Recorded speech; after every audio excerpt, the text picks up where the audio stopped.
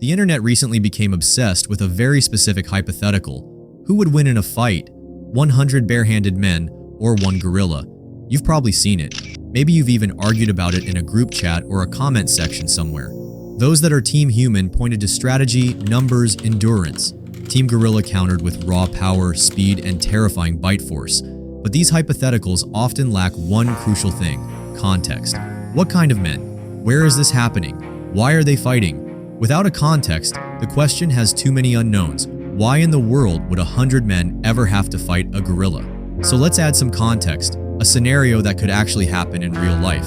Imagine this. A commercial flight from America is on its final approach to Kigali, the capital of Rwanda. Suddenly, engine failure. The plane goes down, crashing deep within the dense rainforest of the Virunga Mountains.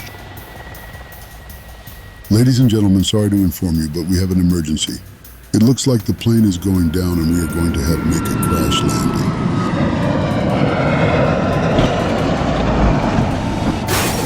Miraculously, there are survivors. People evacuate the wreckage, dazed, injured, disoriented. Among them are 100 adult men. They need to find a way out down the mountain towards a potential rescue. The air hangs thick with the smell of jet fuel and crushed foliage. Panic still flickers in the eyes of the 100 men huddled near the mangled fuselage. The sounds of the jungle, once a distant hum, now press in with an unsettling intensity, and then they see him. Blocking the clearest path forward, agitated by the crash and the sudden human intrusion, is a massive silverback gorilla. The rest stay back while 100 men are gathered for the encounter with the gorilla. This is all 2 minutes after the crash. For the men, the adrenaline of survival clashes with a primal fear.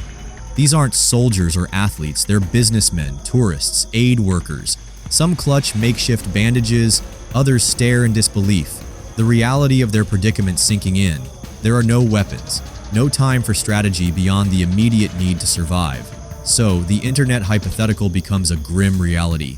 100 desperate, unarmed men versus one very large, very stressed mountain gorilla. What happens now? To understand the potential outcomes, we need to analyze each group. Let's take a look at the gorilla profile.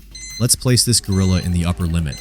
Records are debated, but large male silverbacks, particularly eastern lowland gorillas, close relatives to mountain gorillas, can stand over 6 feet tall when upright and weigh upwards of 500 pounds. Some historical accounts mention even larger specimens. Let's imagine that gorilla, a peak specimen, feeling threatened in its own home. Strength. Conservative estimates place its raw power at 4 to 10 times that of an average human male, particularly in the upper body. Some sources claim even higher multiples, suggesting strength equivalent to 20 adult humans combined. More concrete metrics include a pulling force exceeding 1,800 pounds, reports of lifting over 1,763 pounds of dead weight, and easily tearing down banana trees and bending metal bars. Durability. Gorillas are built tough. They possess thick skin, dense musculature, and significantly thicker skulls and bones compared to humans, making them difficult to injure significantly without weapons. Mountain gorillas, adapted to colder, high-altitude environments, also have thick, long fur that provides insulation and potentially some minor protection against superficial attacks. Speed and agility. Despite their bulk, gorillas can achieve surprising speed, capable of running 20 to 25 miles per hour over short distances. This outpaces the average human sprint around 15 miles per hour. Biting. The gorilla possesses one of the most powerful bites in the animal kingdom, measured at approximately 1,300 pounds per square inch. This is nearly double the bite force of a lion, around 650, and significantly higher than a spotted hyena, around 1,100, or a grizzly bear, around 975. Compared to the average human bite force of 120 to 200. What is the gorilla's style of fighting? It's not regulated boxing, it's wild. It's about intimidation first. Roaring, chest beating, and if they feel cornered or their family is threatened, they charge. They use their sheer mass and momentum. They grab, they pull, and they bite with those powerful jaws. Despite these frightening statistics, humans still have a chance at victory. Many people who believe that humans have no chance often are thinking of a fight against King Kong and not a real gorilla.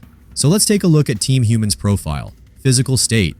The survivors represent a spectrum of average human males in terms of baseline fitness, but their current state is severely compromised. They are dealing with crash-related injuries.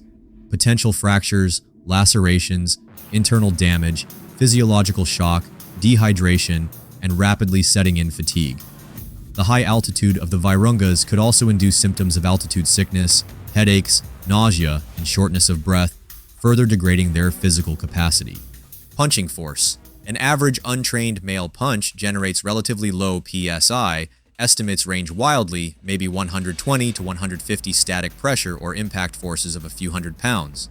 While a lucky strike might cause pain or brief distraction, it's highly unlikely to cause significant injury through the gorilla's thick hide, muscle, and bone structure. Speed. The average human sprint speed is around 15 miles per hour.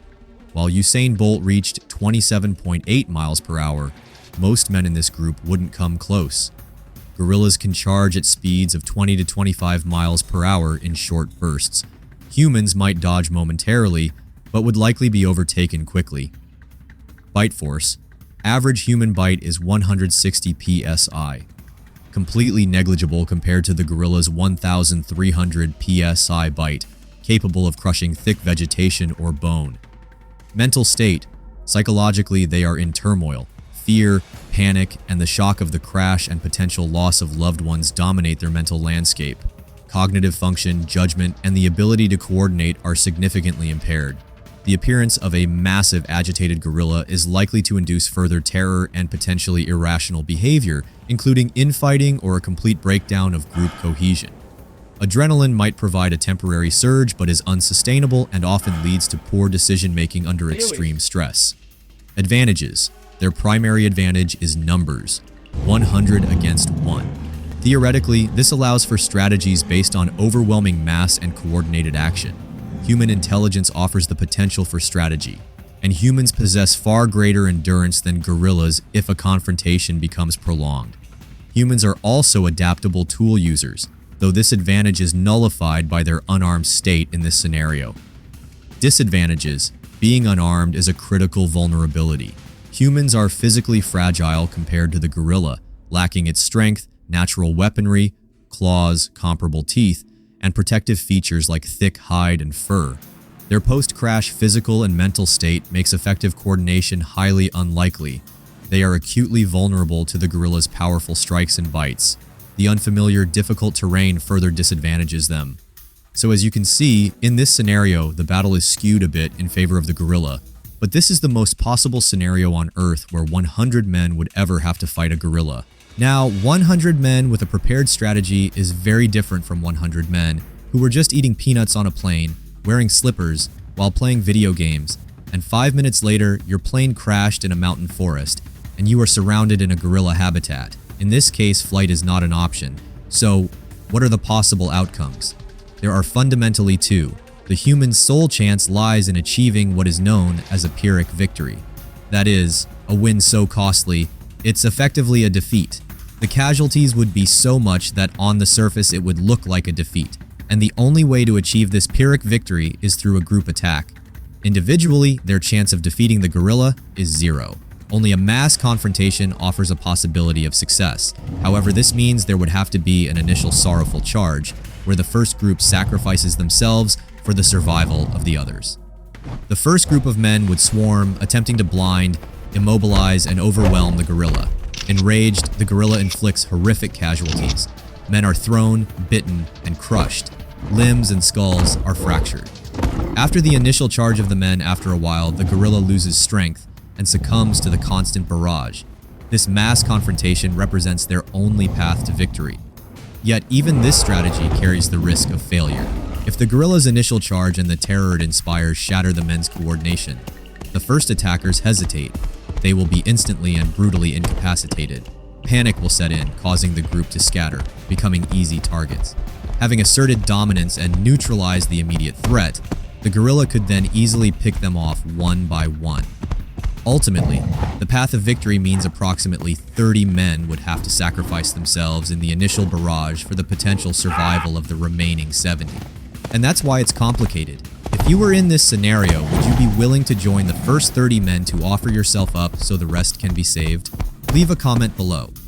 If you like this breakdown, subscribe to our channel and join us on the journey as we explore all the whys.